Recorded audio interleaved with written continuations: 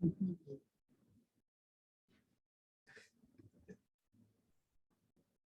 right. So thank you for joining the OWASP main meeting. Yeah, thanks to those who made it in person. Woo! All right.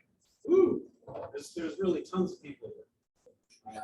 I'm supposed to be tired and quiet. For those of you who dialed in online, thank you for joining as well. Let's see. This is our second try at a hybrid meetup, so in person and dial-in. So we'll see how this goes. So I'll introduce our speaker, and he can. First of all, can everyone hear me? Yeah, I can hear you. This is Roy. All right, thank you, thank you. Okay, so our speaker is David Melamed. He is a CTO and co-founder of JIT. He has a PhD in bioinformatics, and for the past 20 years has been a full-stack developer, CTO, and technical evangelist, mostly in the cloud, and specifically in cloud security. Working for organizations such as MyHeritage, CloudLock, and leading the advanced development team, like the sound of that, for the CTO of Cisco's cloud security. And he is here to talk about the serverless security content as code. So, thank you very much. Thank you for joining and thank you for speaking. Can you guys hear me? Sure can. Awesome. All right, so imagine your family is going on a trip to Paris, and they actually got up late, and they're rushing to the airport. They're packing their suitcase. And once in the airport, once in the plane, actually, they just figure out that they're missing something very valuable, which is you. And if you know the pitch of the story, that's because it's actually they made a movie about it, which is called Home Alone. The clicker is working. All right. It's called Home Alone, right? Everyone saw the movie? All right. So you can imagine that Kevin, 9 years old boy, on Christmas Eve in the house alone, suddenly realized that he needs to protect the house against the burglars. Now, he doesn't have nor the time nor the money to protect the house using fancy alarms or hire security guards. He needs to figure out the best way to do that in a very short amount of time. So maximize efficiency in a very amount of time. That's what I call minimum viable security. And yes, I said minimum and security in the same sentence, though it may sound weird, but I will explain. I'm David Melamed, co-founder and CTO at JIT. JIT is a continuous security platform for developers. What we're doing is that we're taking security plans that are on paper. We're codifying that. So we put it in code, store it in GitHub, and then we orchestrate all the security tools and processes that are part of these security requirements of this plan. We're covering code, runtime, pipeline, third-party services, everything that touches public security. And right now we're orchestrating mostly open source tools. That's why also I'm here. We're currently supporting the OWASP Serverless Top 10 as a security plan. So I would like to present to you a little bit about serverless security. But before that, let's go back to Kevin's house. So first of all, these are the burglars that he is expecting.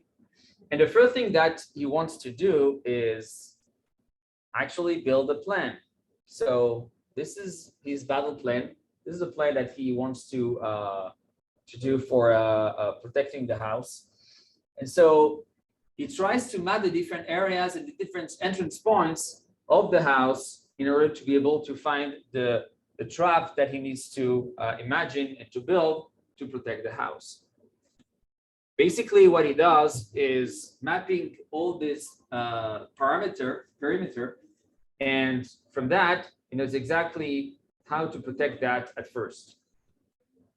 Now, if we're looking at cloud application, traditional cloud application, you have the same thing. You want to start with a perimeter. You have your public resources. Some of them are actually public, so you need to make sure you have to protect that. You have the third-party services that are also connecting to your application using some API or something. So they're also important. You want to make sure that if some breach appears here, it doesn't impact your application.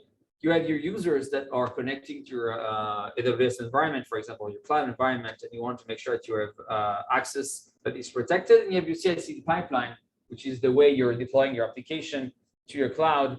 Also, another entrance to your application that you want to protect. Now, inside your application, just before that, the controls that you can use to protect the different areas of your perimeter.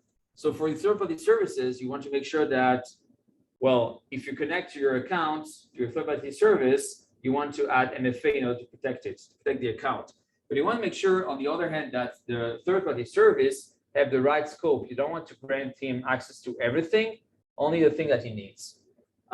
For the users, you want also make sure that their account is protected with MFA, and the same thing. You want to make sure that you're reducing the scope of their access using least privilege. And that's why you have multiple roles, the admin, the users. You want to make sure that you're only granting that on a per need basis. CI/CD pipeline, the same thing.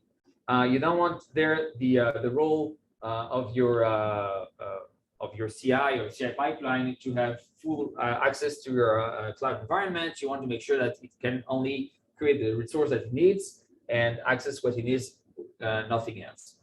And finally, you want to make sure that you don't have any misconfiguration in your cloud. And so for that, there are a lot of tools that you can use in order to make sure that you didn't leave the door open. And also pen testing, which is, of course, a great tool in order to make sure that your application is running correctly. Now, inside your app, there are a lot of other things that you want to check. You have the traffic, make sure that it's encrypted.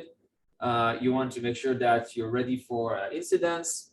If you package your application to a container, you want to scan your images. You have, of course, libraries. You want to make sure there's no vulnerabilities. Make sure you're also covered in terms of disaster recovery and the access in your service into your application. Also, you want to make sure that you're using at least privilege there. And finally, the secrets, you want to make sure that you don't have any unsupported secrets. Now, this is something that is true for any type of application, whether it's a traditional one or a serverless one. It's actually the same thing. But there are some things that are different into, there are risks that are different into a serverless application. So this is a typical serverless architecture. What you have is actually here based on AWS, which I know very well. So all the talk is kind of biased to AWS, but you can apply the same concept to the other cloud providers. Basically, what you have here is a very simple application. You have your website that is using static resources at the bottom using CloudFront and S3. You have your authorization to your API gateway to your APIs using Cognito. And then here you have an API gateway and all the lambdas, all your serverless functions that are behind this API gateway that is connected to some database, whether it's Dynamo or it's RDS or any other database. Now, this is the classical way to build an application, but it's of course not the only way, because here, as you can see, all the lambdas are exposed publicly using API gateway. But one of the particularities of a serverless function is that there are a lot of different, it's event-based, and there's a lot of different triggers. So one trigger could be API gateway, but you can have triggers of events from any service into AWS. So for example, if you have an S3 bucket, you're adding an object there, you can hook up a Lambda that will be triggered automatically when there's a new object. You can do the same thing with records in DynamoDB. And a lot of the services are actually can be hooked up to Lambda. And the problem with that is that it's actually increasing a lot the attack surface. So let's take a look at the differences between a classic architecture and a classic application and serverless. So first of all, the shared responsibility model is different, and I'll get to that in a few seconds. Basically, you're owning way less things when you're building a serverless application, because you're only responsible mostly for the code and how you configure your infrastructure, and not the machines that are running your code behind the scenes. The second thing is that serverless functions are ephemeral. What I mean by that is that the function is running for a few minutes, and then the container that is behind it dies. Now, it's partly true, because if you're running a lot of functions one after the other, it's actually not really deleting the containers behind the scene, and that's actually one of the threats that you can leverage if you're a malicious actor, because you can reuse the same container, and then you can have some kind of persistent attack if you're smart.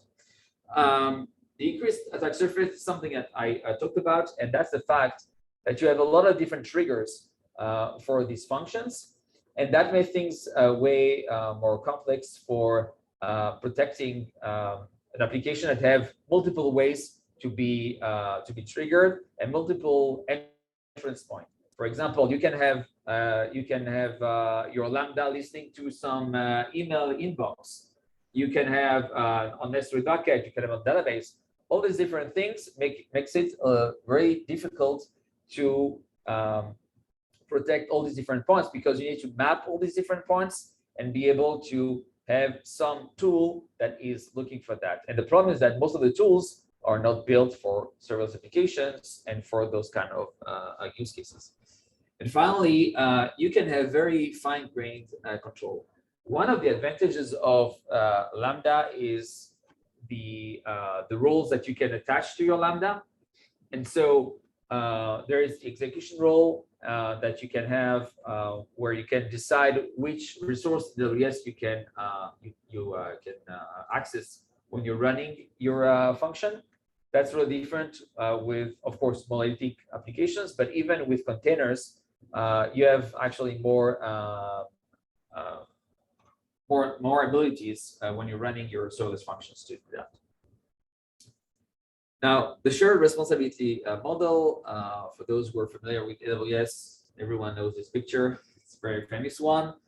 This is the classic model, where basically the customer is responsible for the data, the application, but the OS, the network, and everything that deals with the file system, the patching, everything that does deal with that. This is the classical model. On serverless, it's different because you're only responsible for the data, the encryption, the internet access, the way you actually configure your infrastructure, and the way you also make sure that you have audit. So all this part is still yours. The rest is managed by AWS. Okay, now where should I start? If I'm building a serverless application, what should be the first thing that I should look at? If you remember what I said a few minutes earlier about this minimum viable security, what should be my minimum? Where should I put the emphasis? There's tons of things that I can protect in my application. Where should I start? So basically, one way to look at it is to take some list of security checks that I can find online. But if I'm looking at CIS, so all these different framework, they're really overwhelming. There are tons of different things that I need to do there. I'm looking for something minimal to start with. One list that is really minimal, and it's great, it's actually the OWASP Serverless Top 10, because there are only 10 items in the list. So there's not a lot of things. Can this be my minimum viable security? Maybe. But the thing is, if I'm looking at this list, well, it's expressed in risks. So I know the different risks that I need to take a look at, and basically the list says these are the top 10 that are the most important one. How do I manage to convert this list of risks to something that is actionable, to a list of tools that I can use in my environment to protect my application? This is basically what I asked myself about a year and a half ago when we started to build a platform at JIT. We're a platform that is 100% serverless. And the first question I had was, okay, I'm starting my environment in AWS and my first Lambda's functions. I have API gateway, I have a bunch of things. I cannot protect that. Where should I start? And so I took a look at the serverless list, and I was like, okay, I understand the risk, but what's the solution? What should I use in terms of tools to protect myself? And so what we did internally is to translate this list of risks into a list of security requirements. For example, if a risk is injection, the security requirement is I need to validate the data that I'm getting as an input from the user. That's a security requirement. Now, is there some security tool that can verify that I'm doing my job correctly? Well, yes, OWASP Zap. It's a great tool.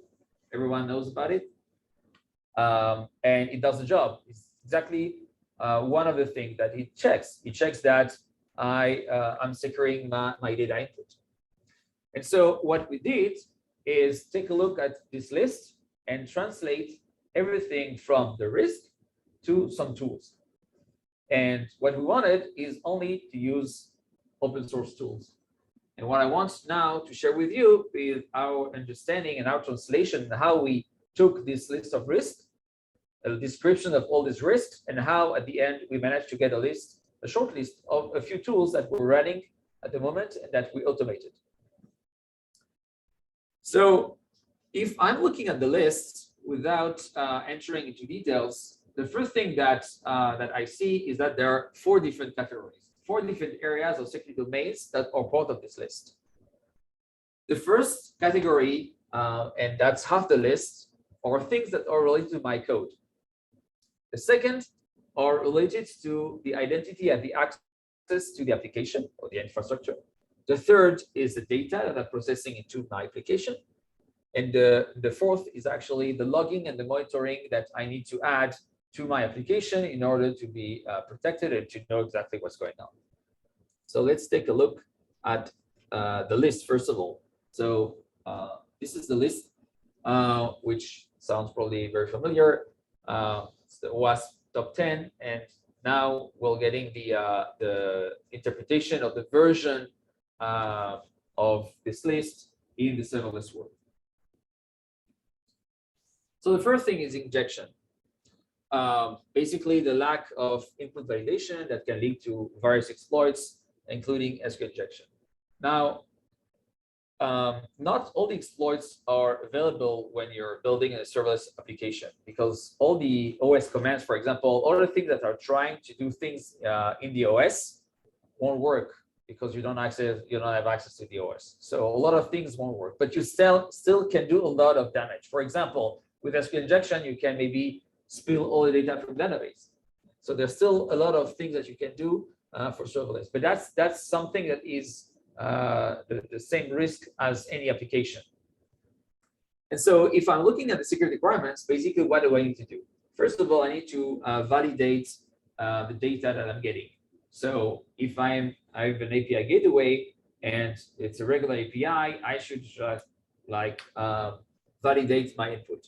The second thing, and that's more related to serverless, is that I want to make sure that my function is only the minimum right, least privilege right, so that in the case of an attack, in the case of getting exploited, the attacker will be limited in terms of what he can do. I'm limiting the blast radius of the attack. And the third thing is that if someone is managing to add something and inject some code into my Lambda function, I need some kind of solution for my runtime, to monitor my function and make sure that there's no abnormal behavior. Now, what type of controls could I use for that? Well, first of all, some tool that can check that I did my work in terms of input validation. And the second, something that is checking that I'm not granting too much access to my functions, meaning that something that would compare between what my function is doing and the scope that I'm giving. I will get back to all the tools at the end once we go to the list, and then you'll see that basically with a couple of tools, I'm already covering the ground, most of the ground. The next risk, and actually it's not the next one in the order because it's A4, but I actually grouped all the risk in terms of area because they are related. So this is the XXC risk. Well, basically here is the same risk that that you have in a traditional application. I would be curious to see how many serverless applications still use XML processor, especially old ones. But if they do, they probably need to check for vulnerable libraries. And that's exactly what one of the controls that you would like to add here. First of all, make sure you're not vulnerable to XXC attacks. But the other is also make sure that if you have libraries that are using XML processor, make sure that you're using the last one. There's no vulnerability inside the library. The next one is cross-site scripting. Here also, there's no real difference between serverless application in that case and the traditional application. It's the same risk. If your Lambda is generating some code, some data that will be displayed in the front end and using data inputs, you can at the end have some generate something in the front end that can be malicious. The solution is the same as for any traditional application. You need to make sure that you're not vulnerable for this kind of attack. Insecure deserialization. Same thing here. You don't want to run arbitrary code in the front end. You want to make sure that you're protected, and you need to find a tool that can do that. Maybe there's one. We'll see. Software component analysis is something that everyone knows about. So there's, of course, this is the risk. The risk is known to everyone. You want to make sure that you don't have data leakage or account compromise. These are the things that you can do if you have some vulnerabilities in your library, and so you need something that will scan your libraries. Broker authentication is something that is more interesting, especially for serverless, because that's a different risk, and there's a difference between how it works with traditional application and serverless one. So first of all, in terms of risk, basically what can happen is data leakage or some flow that is broken. And what you want to make sure is the following. First of all, you don't have any endpoints that is unauthenticated. So for example, if you have Lambda functions, and if they're tied to API gateway, well, by default, they don't have authentication. Well, at least it's not mandatory. If you're using serverless framework, for example, to do that, you need to make sure that you configure your Lambda and your API gateway to use some authorization. If you don't, well, it will be unprotected. Now, there's nothing today that prevents you to build an application that has no authentication. And there's nothing that you can do to enforce that all your endpoints are authenticated. So that's a big risk. It's really easy to just forget 2 lines of configuration and have suddenly an endpoint that's not protected. That's one thing. The second is how you do the login at the end, or how do you do all the authentication itself. The fact that you can use custom authorizer is a great thing, but on the other hand, you want to make sure that you're using some kind of IDP or something to authenticate and not build yourself some authentication mechanism that may be also vulnerable to attacks.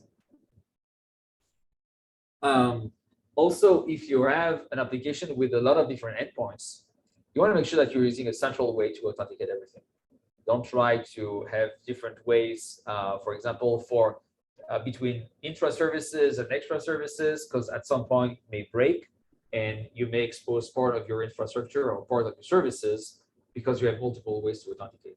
So for example, what we had at the beginning is that some of our services were using AM to authenticate, and some other were using token, so JOT.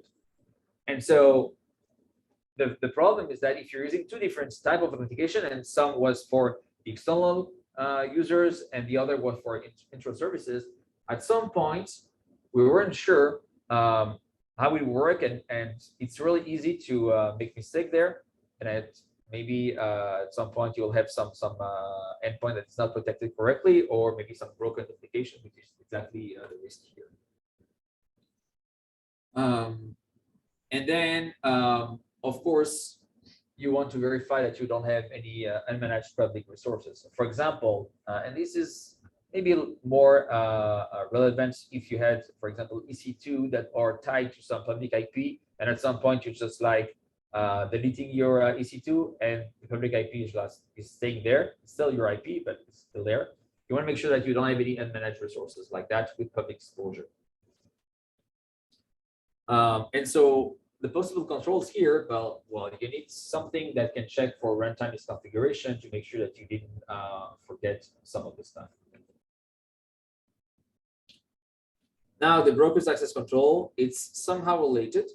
And here, what you want to make sure is that you're using least privilege, because if you have a risk like that, you want to make sure that all your roles are really defined correctly. You don't have a role that gives access to everything, because if it can be exploited, then at the end, some attacker can get access to your credentials, to your cloud, or access to the whole account. So it definitely wants to limit here the blast radius.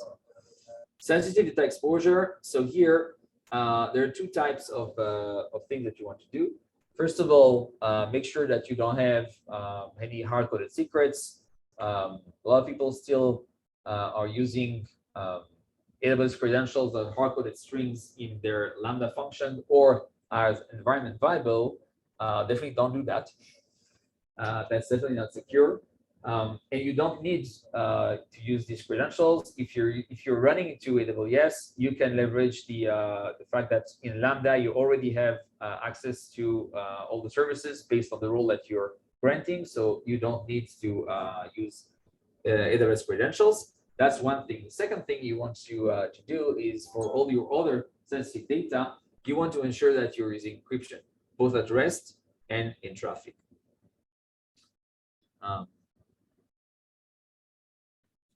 Security misconfiguration. So you need to configure your functions. By default, your functions has some configuration in terms of CPU, memory, timeout. But you may be tempted to change those values and sometimes put big values. For example, 50 minutes, the maximum for Lambda functions, because you don't want your Lambda to die, right? But on the other hand, what you created at the same time is a big risk. Because if I manage to find those functions and I can ping multiple times this Lambda, what will happen at some point is that I will get some DDoS. I will create some DDoS, or if, for example, I allowed a high number of concurrency of concurrent Lambda, I will get the other things, which is a denial of wallet, which basically means that if I'm calling with some kind of DDoS attack all your Lambdas, you will pay a lot of money. And so both are risks, and so you should not configure your Lambda in a way that is more than what you really need, and you should definitely not create Lambdas with 15 minutes as a timeout. Basically, if your Lambda is running more than 10 minutes, probably Lambda is not the right model. You should go for something like Fargate, which can run for a very long time. And so for that, you also need to check that your functions are configured correctly. Is there a tool for that? That's the question. Now we're getting into logging monitoring, which is part of how the infra should be configured. The main risk here is that if you don't have this, basically, if you have any attack, then all your attackers can go unnoticed for a long time, and it can cost you a lot of money. You can have all your data spilled and huge leakage. So you need to make sure that you have enough logging into your application and also audit into your infrastructure.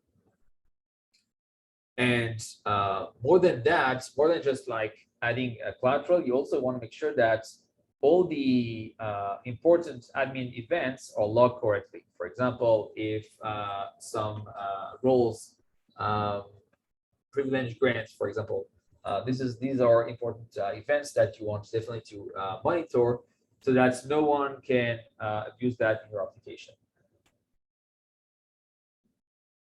So if I'm coming back to these different areas, these are all areas that you need to take care of, and these are all the 10 risks, the 10 first thing that you need to do. Now it looks like a lot of things. How many tools do we need to do all of that? So let's take a quick look at some tools that are well known in the community, especially in the OWASP community. So you have OWASP-MSP. Everyone knows about that. It takes care of most of the OWASP top 10. Does it work also for OWASP top 10 for serverless? Well, basically, yeah, for most of them, but it's not enough. And we'll see that in a moment. A lot of things can be checked using ZAP. It works very great for everything in serverless that uses an API gateway, but as I said before, not everything uses API gateway. And so if, for example, you have your trigger and you're monitoring some inbox, then you don't have a way to really check your that your function are working properly and that you're secured your input. On the other hand, it will also take more time for the attacker to find that, because there's no way to trigger an API endpoint. And of course, if, for example, you're using things like email or other type of async work, basically the attacker won't get a response. So he needs to find a way to somehow see the results or the side effect of what he's doing. So it's also more complicated for the attacker. But it's still, it's a great tool for most of the things that are API driven in serverless. The second tool, OWASP Dependency Check. This is great for everything that is related to software component analysis, support for a lot of different languages. Awesome. GitLeaks is a great tool, open source, if you want to check for secrets. It can detect a lot of different type of secrets, API keys, tokens, so AWS keys, for example, GitHub access token, Slack token. They have, I think, about 100 rules of regexes that are pre-built. You can add your own. You can also add rules for entropy, for example, if you want to search something that is more generic. A great tool. It also knows to check into the Git history, so that it's not enough to remove, of course, the secret from your input, also to scrap history. So it knows also to look for that, and it's really easy to integrate that in CI/CD. Prowler. Prowler is a great tool if you want to check for runtime misconfiguration in AWS. It has about 200 checks, and they're adding more.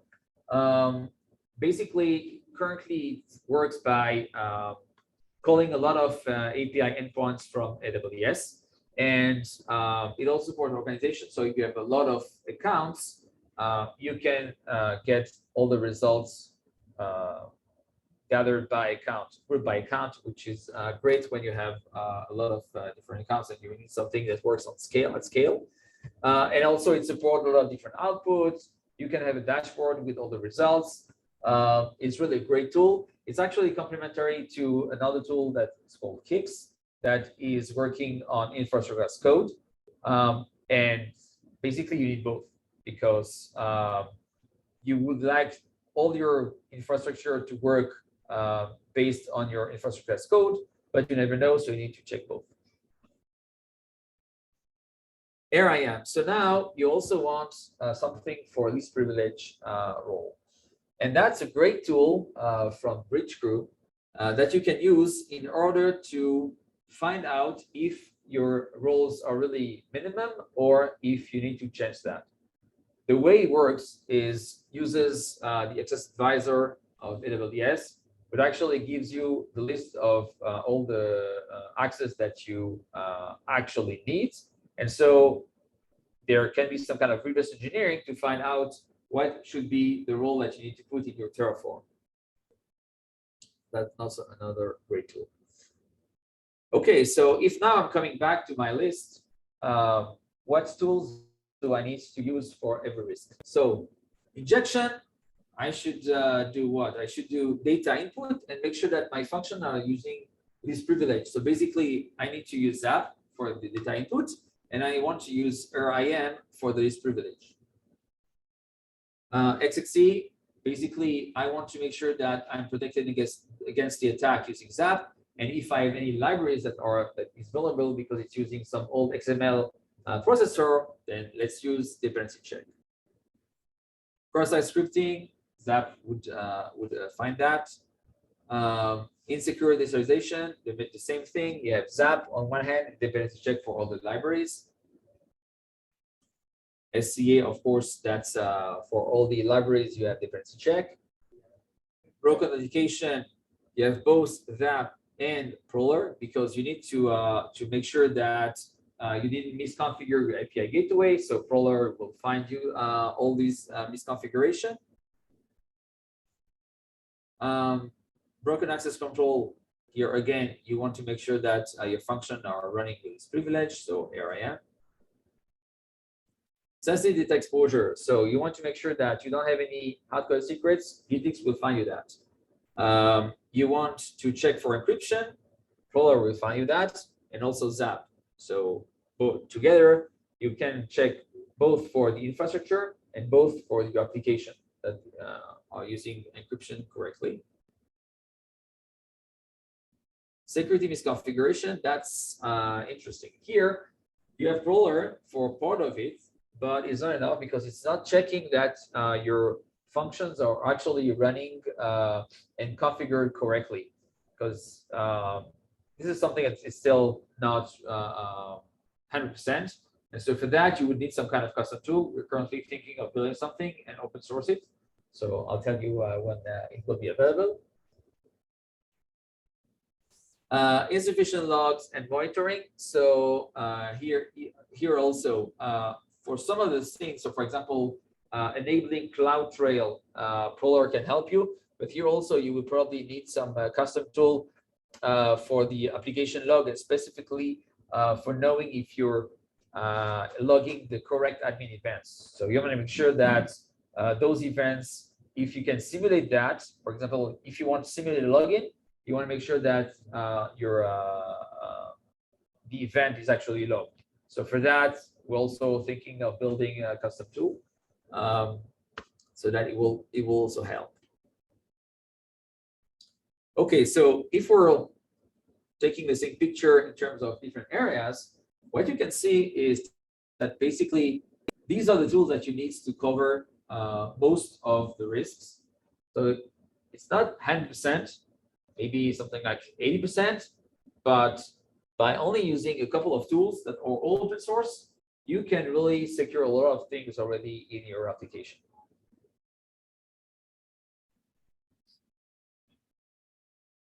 All right, so what we did at JIT is taking that to the next level. Basically, you could integrate all these different tools manually. It takes some time, but it's really feasible to add that into CI/CD, to add some kind of scheduler that will run Prowler every couple of days. It's feasible. What we did at JIT is we wanted to help everyone do that with a click of a button. And so, as you can see here, we have multiple plans. One of them is the OWASP Serverless Top 10, which is basically the plan that we use for ourselves because we're also serverless. And as you can see here, these are all these different items that I showed previously. We automated everything, so you can also decide which item you want. And behind the scenes, It's actually code that's running. So we codify the whole plan. And for each of the items, we mapped that to the security tools that you saw. And automatically, we're integrating that either into the CI/CD using, for example, GitHub Actions, or inside our cloud when it's not related to code. And so that's how we can orchestrate all these tools, and everything comes from the plane itself. One of the observations that I like to share is that a lot of the companies are buying security tools, a lot of tools. But if you ask them whether or not their product is secure, they won't have an answer, because you know what the security tools or the products are covering, you don't know what you're missing. If you're starting with a plan, you have the full picture. You can map all the different items, all the requirements, all the threats to some tools. And then if you have those tools, you know exactly what you're covering and what you're not covering. So this is what we did. But as you can imagine, the OWASP Serverless Top 10 or any MVS, that's only the beginning. And you need to do more stuff. So when you start your security journey, and this is what we want to help, you start your security journey at some point, but you want to add maturity and you want to add more things to your plan. For example, here, we only talked about security tools. We didn't talk about security processes, which are usually overlooked. For example, if an employee is leaving a company, you want to manage the offboarding process. You want to make sure that you're removing access from all the services. How do you manage that? How do you manage all your security in one place? That's something that is really hard. And this is what we want to do. And so you start with something that is small and you iterate. And you start with some of the most important things. You're looking at the crown jewels, the most important assets into your environment. Start with some of the open source tools, and then you can iterate and do more.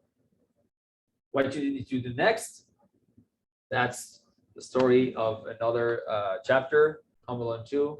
Next time I'll be here, I'll tell you how we managed to graduate from being MVS compliant, having the first steps, having continuous security on top of that. So you want to make sure that everything that you have already is working, and then you can add on top of that and be more mature. And at the end, security is a never-ending journey. So you need all the time to do more and more and more, and make sure that you didn't break what you had before.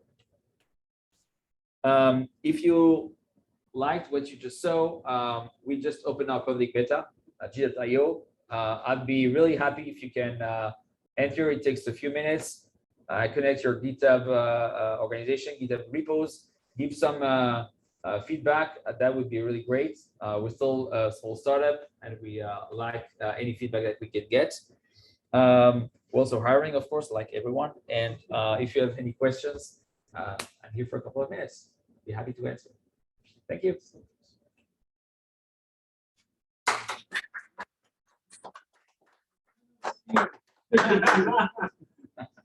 Let's see.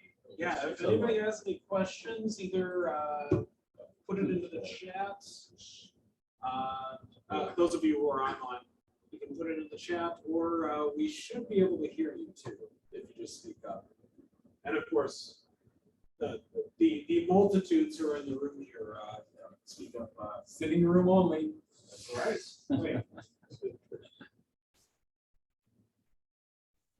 So I just had a real quick one. Sure. For David. So what I saw was a lot of detection and a lot of reporting. Do you actually incorporate an automated way to mitigate some of the findings, or is that kind of a manual task?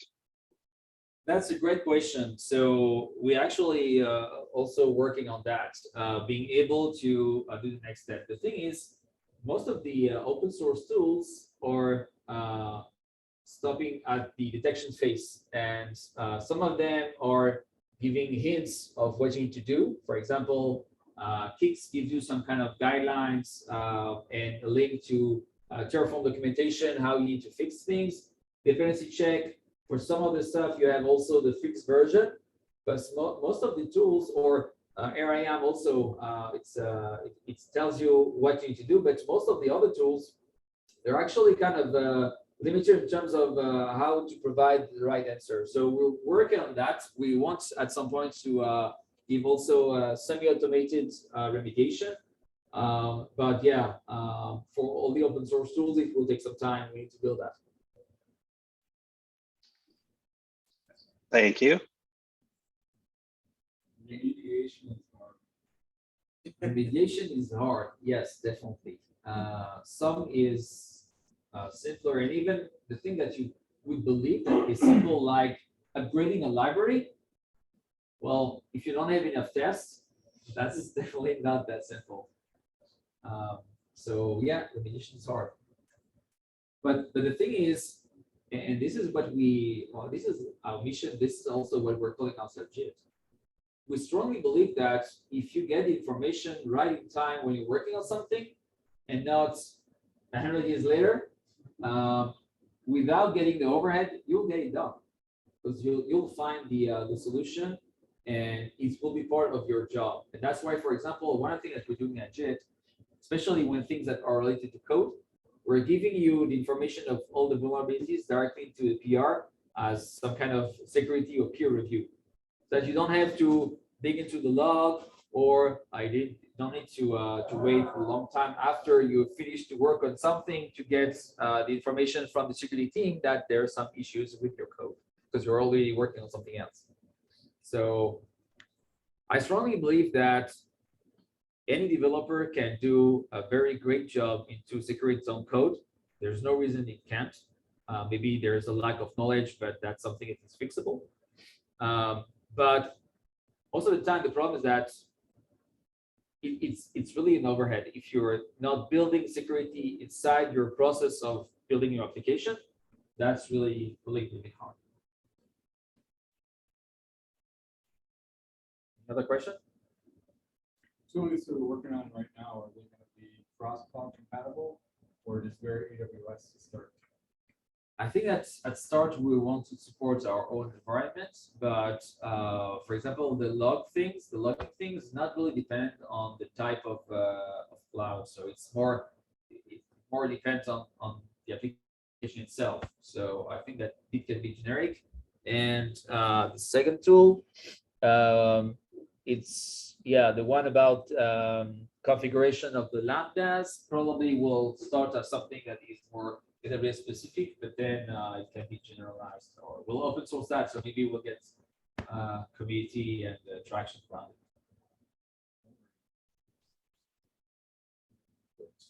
it.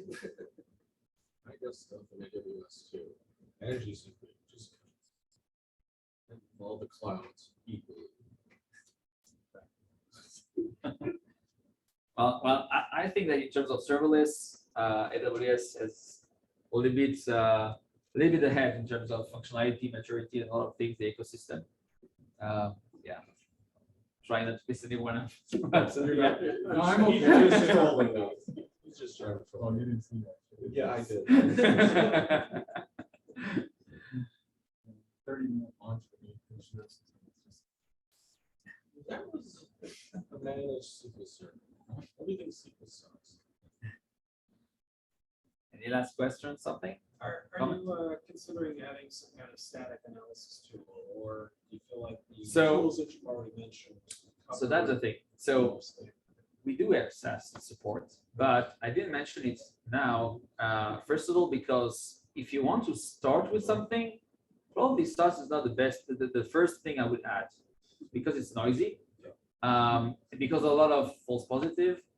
And so, yes, we do have SaaS also. It's actually not part of the things that you should do in order to find those vulnerabilities. I don't think that when I mapped all these controls, SaaS was not the first thing that I had to mind that came to mind. Of course, we have that. We have support for a couple of languages also.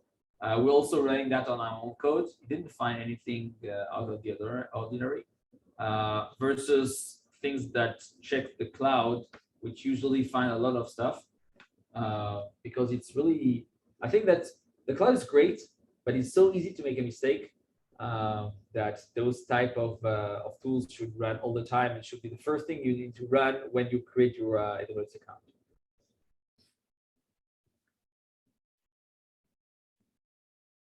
You had any issues having to deduplicate findings from the different tools? That's another great question. So some of the tools have overlapping findings. For example, if you're looking at things like kicks, so that's infrastructure as code, and you have the runtime one, you would like to have only one finding. You don't want two findings because they're actually related, right? The fact that you have something in your code and at some point you have something in the runtime. We didn't find a solution for that yet because that's more complex. But for other types of finding, for example, if in SaaS you're moving a little bit things, and now your SaaS tool is running again, and it looks like it's another finding, but it's actually the same, like just like move one line. So for that, we actually built some kind of fingerprints and a lot of fancy stuff in order to figure out that's actually the same thing. But for the cloud one, it's actually more complicated because there are related findings. They're not really the same one. So we still need to find a way to deal with that. Did event put together mapping of? That's the idea. Yeah, we should have some kind of mapping between the things that are in the code and the things that are in API AWS or.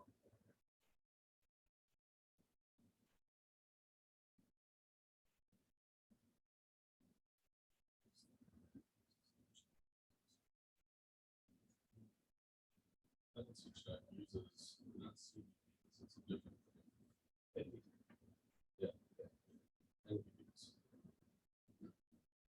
I don't know if that could be a mapping. I had to read up on it recently. So.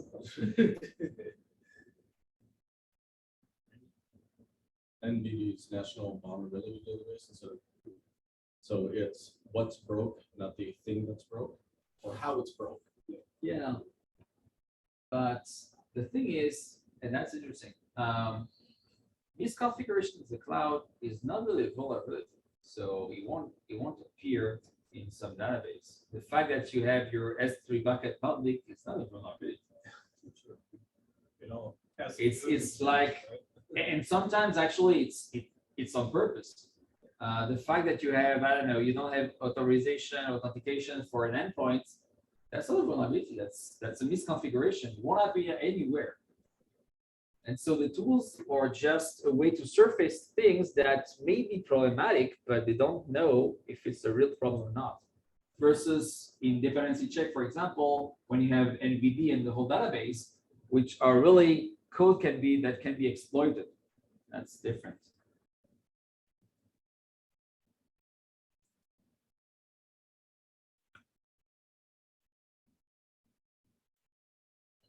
Any other questions out there?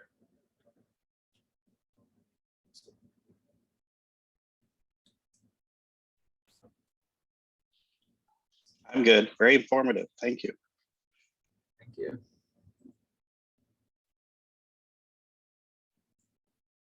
So as far as runtime and infrastructure configuration kinds of items, most of the tools that you discussed are much more about the code, not infrastructure built around it.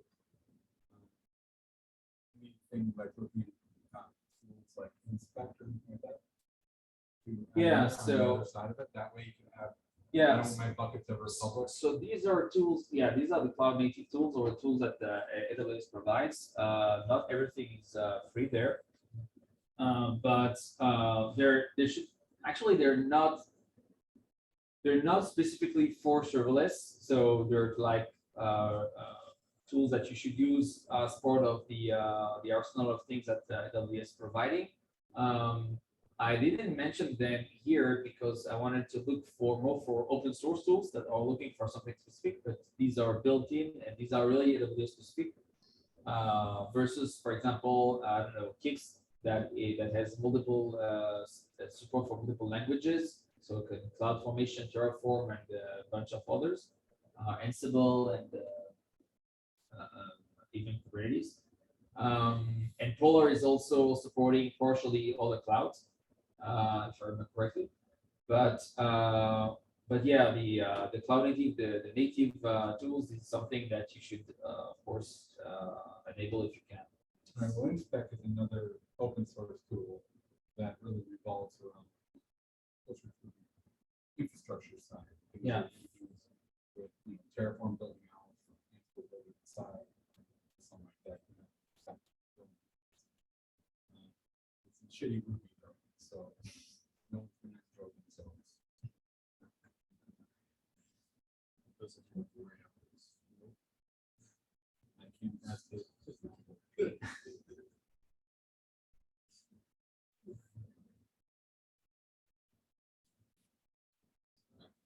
Great. Thank you very much. Great, thank you. Woo! All right, thank you again, those who stuck around. We will be working on the next next meetup in the next couple of months. So.